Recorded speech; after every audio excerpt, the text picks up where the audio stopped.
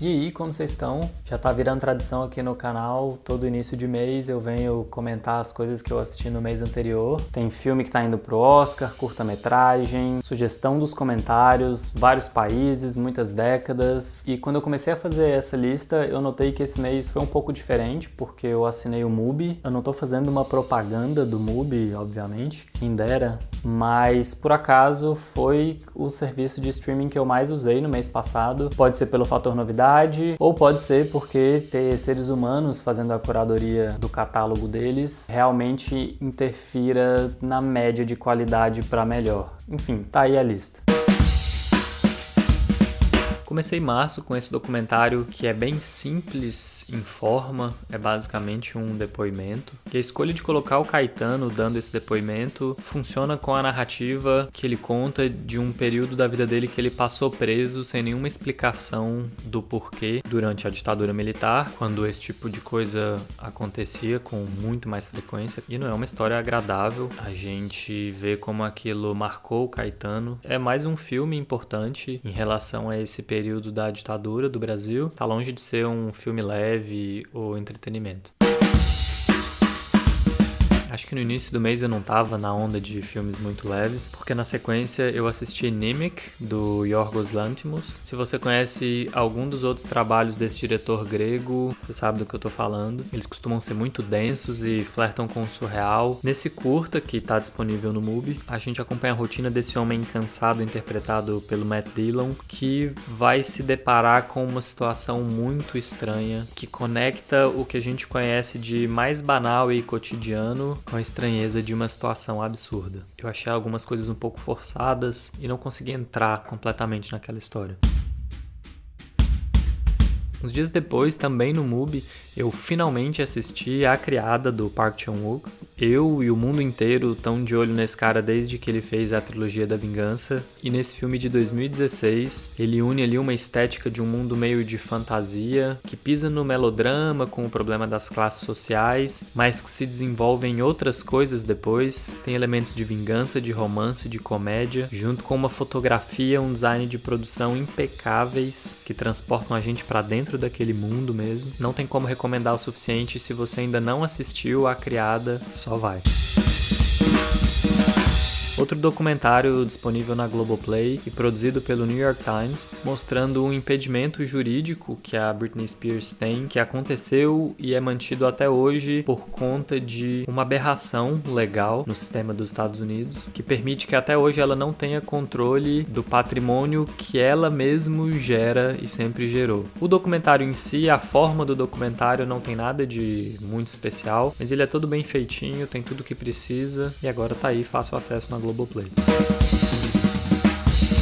Esse é outro filme que tem bastante tempo que eu quero assistir e me deparei com ele no acervo do Mubi, então finalmente conheci essa história extremamente brasileira e recomendo bastante. Eu gostei de todo o elenco e principalmente como o diretor Felipe Barbosa usa isso. Ele escolheu fazer muitos planos sequências no filme, então a gente tem cenas mais longas em que os atores não são interrompidos no diálogo, na ação, porque a montagem não vai cortar de um plano para o outro e mostra toda a dinâmica dos patrões e empregados e familiares sem que ela seja construída na montagem. Aquele ritmo foi vivido ali, né, por aqueles personagens. Gostei também de como a história começa com o pai, mas ela acaba se tornando a história do garoto, que tá justamente no momento da vida em que ele tá se descobrindo como uma pessoa independente da família. Ele passa a ter visões divergentes dos pais. E um filme sobre isso, com todas as tensões sociais que existem no Brasil, com o olhar que o Felipe deu, funcionaram muito, também recomendo. Esse é um filme que eu dei a sorte de assistir no Frapa de 2019, em Porto Alegre, e que agora está disponível no YouTube. É um curta de comédia que faz muito bem tudo o que ele se propõe a fazer, inclusive os efeitos especiais. Eu não tenho muito o que dizer para não estragar a graça, a não ser que o texto e a montagem estão no ponto. Bom, Seven tá na Netflix e é um daqueles filmes que eu tenho que visitar de tempos em tempos porque ele é perfeito em todos os aspectos formais que forem possíveis de avaliar. Não tem um segundo nesse filme que tá errado. Dos créditos iniciais até o último plano desse filme, tudo que tá ali tá colaborando com os temas, com o plot, com os personagens. Se você ainda não assistiu, eu não sei o que você está fazendo da sua vida. E se você já assistiu, é sempre um bom momento para reassistir.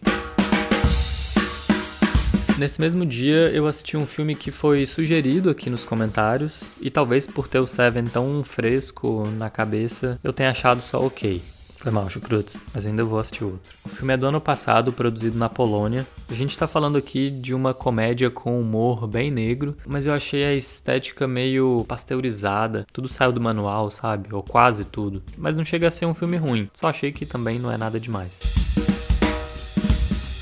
Holy Motors é outro filme que tá na minha lista há muito tempo e só agora rolou de assistir. E aqui não é exatamente sobre a narrativa, não é o plot que constrói um sentido pro filme. A gente cai completamente no buraco do surrealismo e é tudo mais sobre sentir do que entender, algo que algumas pessoas diriam que é arte de verdade. Eu diria que isso é besteira porque não é você que define o que é arte, mas eu vou dizer que apesar de não ser o tipo de filme que eu gosto de consumir com frequência, eu gostei de como os temas são explorados repetidas vezes das mais diversas formas possíveis e como mesmo não sendo sobre a narrativa, o plot me manteve interessado, não virou uma colagem completamente subjetiva de imagens e sons, como o cinema pode chegar às vezes indo ali pro experimental. Na verdade, eu continuei intrigado durante o filme todo e terminei rindo da última cena.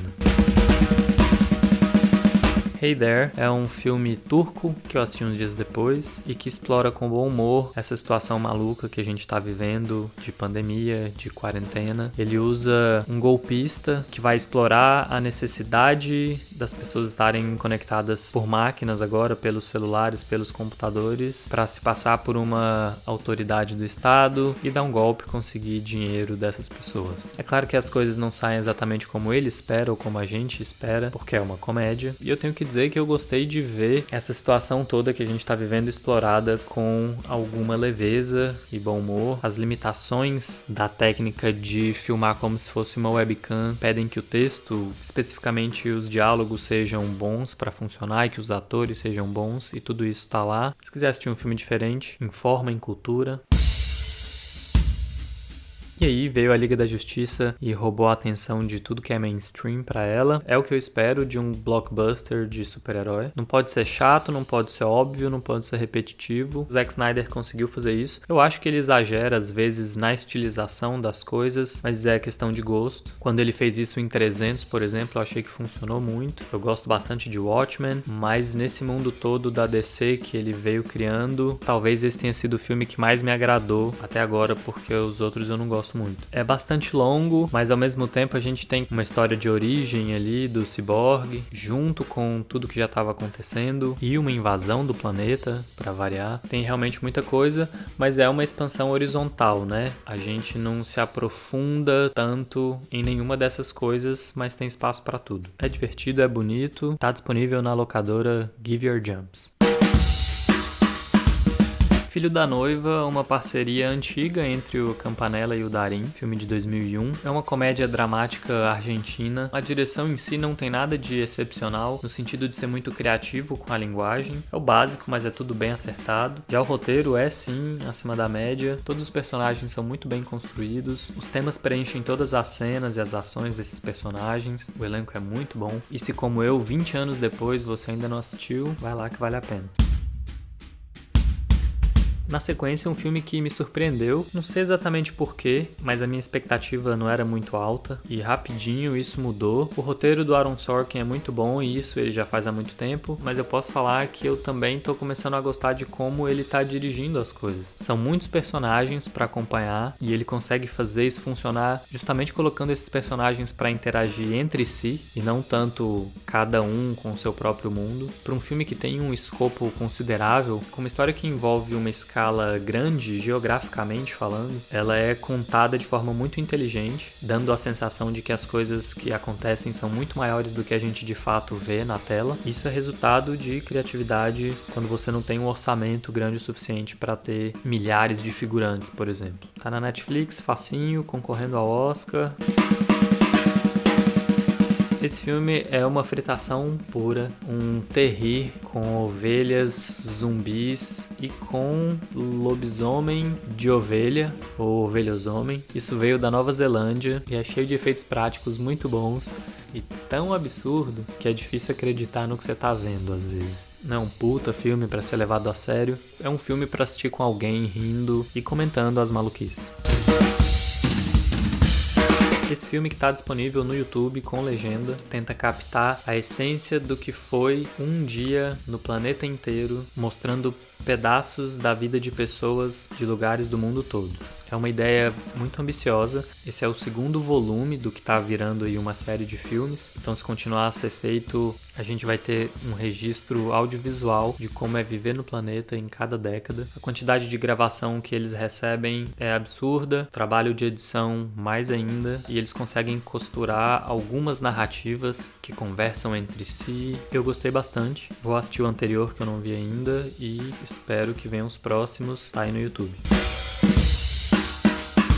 Uns dias depois eu reassisti Clube da Luta porque, acho que poucos filmes têm a direção tão pesada. A gente percebe a presença de alguém manipulando aquela narrativa o tempo inteiro. É narração pra caramba, aquelas câmeras impossíveis que eu acho muito foda. Os efeitos especiais, as transições, é quase como se ele não quisesse te deixar entrar completamente na história, te fizesse olhar o tempo inteiro pra fora do filme, pro mundo, pra você mesmo. E que é assim que você escolheu gastar as próximas 2 horas da sua vida, assistindo a porra de um filme.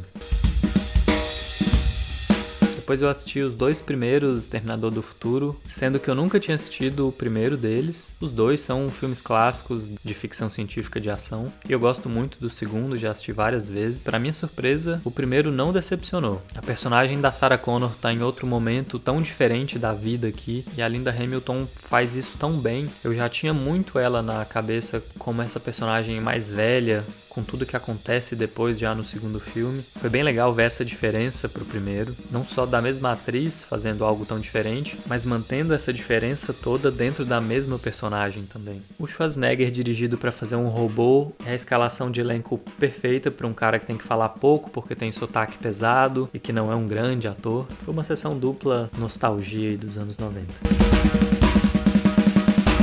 Tem alguns meses que Soul foi lançado e a Pixar, cara, tecnicamente o que eles fazem nesse filme é impressionante. A narrativa também é muito boa, uma história que não para de se desdobrar, ela não estaciona em momento nenhum, e explorando imageticamente conceitos e ideias que fazem parte aí do misticismo e das superstições do nosso planeta. Muito bem feito, muito bem contado, facinho para quem tem Disney Plus.